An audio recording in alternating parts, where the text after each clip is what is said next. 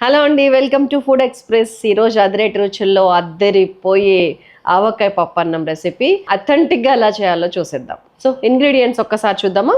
బియ్యం, కందిపప్పు, టమాటా, ఉల్లిగడ్డ, పచ్చిమిర్చి, కరివేపాకు, ఎండుమిర్చి, ఆవాలు, జీలకర్ర, మినపప్పు, ఇంగువ, కొత్తిమీర, పసుపు, ఉప్పు, ఆవకాయ, నెయ్యి, కొద్దిగా నూనె. ఇదేంటంటే ఇగోండి, దీంతోనే ఒక బియ్యం తీసుకున్నా. ఇది ఎంత ఉందో తెలుసా?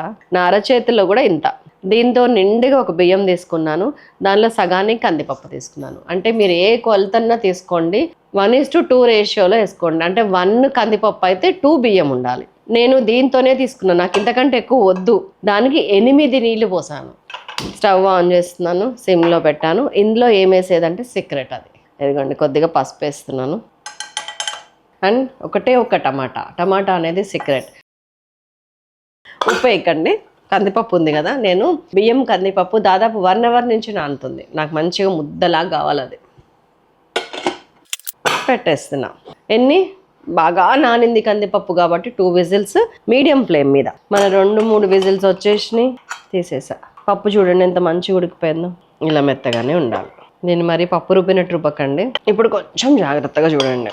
పోపు నూనెతో వేసుకున్నప్పటికీ కూడా ఒక స్పూను నెయ్యిని వేడి మీద ఆవకాయ అన్నం తీయగానే కలపండి, మంచిగా కలపండి. ఒక్క స్పూన్ నెయ్యి అయినా, నేను ఇంకొంచెం వేస్తాను కానీ తప్పదు, పోపులో కూడా వేసుకుంటాను నెయ్యి.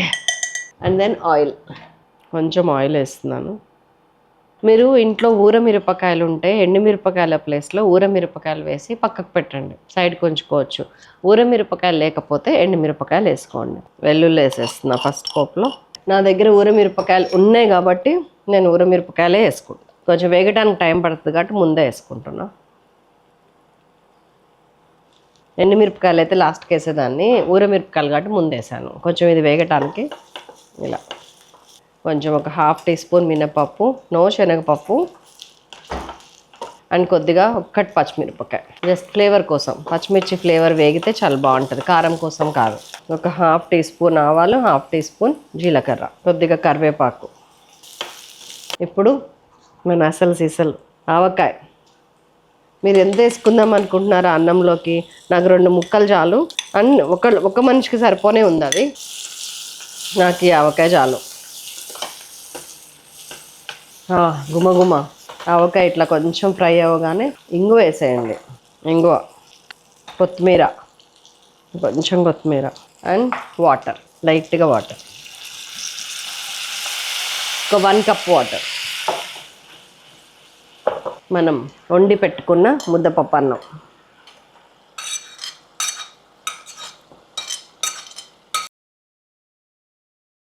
కొంచెం నెయ్యి, ఉప్పు చెక్ చేసినాక ఉప్పు. వాహ్ అసలు సిసలు ముద్దపప్పు అన్నం. ఇప్పుడు లాస్ట్కి కట్టేసే ముందు ఉల్లిగడ్డ, కొంచెం ఉల్లిగడ్డ అక్కడక్కడ ఉడకొద్ది ఉల్లిగడ్డ, జస్ట్ ఈ వేడికి లైట్గా మెత్తబడుతుంది అంతే, కసకస అంటుంటుంది. ఇంకా ఆవకాయ తినేవాళ్ళు ఇప్పుడు ఫ్లేవర్ని బట్టి ఆవకాయ వేయకూడదు, ఆవకాయ నూనె వేయాలి. టెక్స్చర్ వచ్చేసిందా మీకు? That's all. అన్నం ఇట్లా మెత్తగానే ఉండాలి, అప్పుడే మీకు నోట్లో వేసుకుంటే ఇట్లా జారుతూ ఉంటుంది. ఆ ఘాటు, ఆవ ఘాటు తగులుతూ ఉంటుంది. అండ్ దాన్ని ఏమంటారు, ఇంగువ తాలూకా ఫ్లేవర్ అన్నీ తగులుతుంటాయి. సూపర్ అంటే సూపర్ ఉంటుంది. చలో పోద్దాం దేంట్లో అయినా. ఇదిగోండి ఆవకాయ ముక్క అండ్ దెన్ మన ఎండుమిరపకాయ, ఊరమిరపకాయ. నో మాటలు లేవు ఇంకంతే.